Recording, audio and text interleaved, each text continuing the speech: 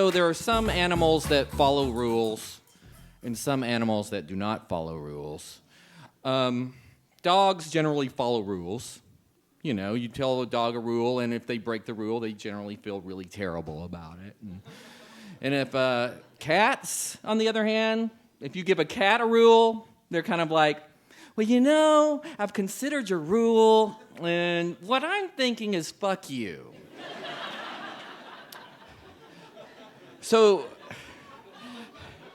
when I first met my wife, we first started dating, the bane of my existence was Baby Squeaks.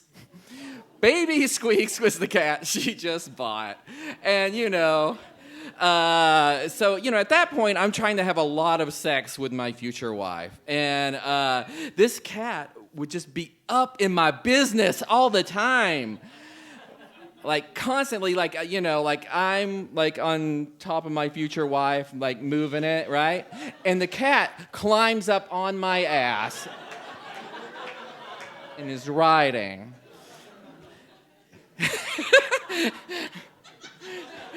Stomping my steez, cat. Here's another thing. So I'd go to sleep, and in the morning, a lot of cats bring stuff in the house, right? They like to bring, you know, animals in, like mice and stuff. But what Baby Squeaks would do is, like, I would get up in the morning, I'd step and I'd squish, right? And so I look down, and it wouldn't just be a mouse. It would be a mouse's face. Baby Squeaks was like the Hannibal Lecter of cats, just leaving a face there staring up at me. It freaked me out. As Baby Squeaks got older and my wife's relationship developed, we used to like to have a lot of parties, and so we'd bring, have like 30 people over at the parties. Baby Squeaks would sit on the back of a chair, just in the middle of the party, like, hey, I'm just loving being here. And whoever got like, oh, what a cute little cat, and he would go, ark! Like, at one party, I started keeping a running count. 20 people came up to me and said, your cat bit me. And I go like, yeah, he's not going to run, he's not going to walk away. He actually enjoys sitting there biting people. You know, I couldn't get him out of there. One time, Baby Squeaks, I was trying to like make a real good effort to be nice to this cat. I don't like cats that much. I was making a good effort. So I was letting Baby Squeaks sit on my lap, right? And I was like petting Baby Squeaks. And Baby Squeaks was named Baby Squeaks because he meowed like this. Like that. This squeak. Stupid cat. So I was like petting the stupid cat. And I think my wife, like across the room, dropped something. It was not like a wine glass or a dictionary. She dropped like a nut. Baby Squeaks freaks out. Sinks his claws into my thighs and rips up and leaps up in the air, taking like a good layer of skin with him. And I just went insane. Not like just out of sheer pain. I immediately just dropped my pants, and there was just like this blood running down my thighs. And I got so mad because I can't hit the cat, right? You can't hit the cat. So I went around and like slammed every door in the house.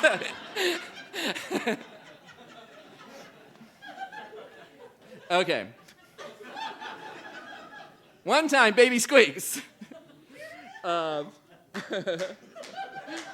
Okay, I had a big party that Sarah's parents were gonna come over. That's my future wife.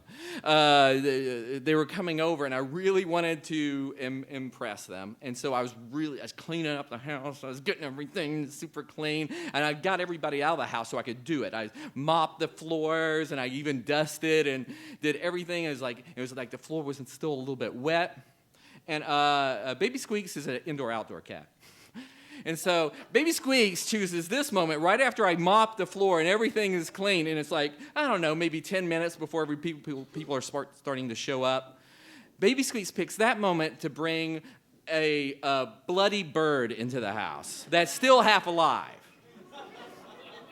And I saw just like something goes, zzz, by me. I'm like, no, no, no, no, no, no, no. And he let go of the bird, and the bird goes, starts like flapping its wings and flying all over the place, and bloody feathers are just falling and sticking to the walls and to the floor. And I'm chasing and trying to help get the bird out, and I open up the door and I'm trying to get it out. And so finally I get it out, and I'm going like, Baby Squeaks, get out of here!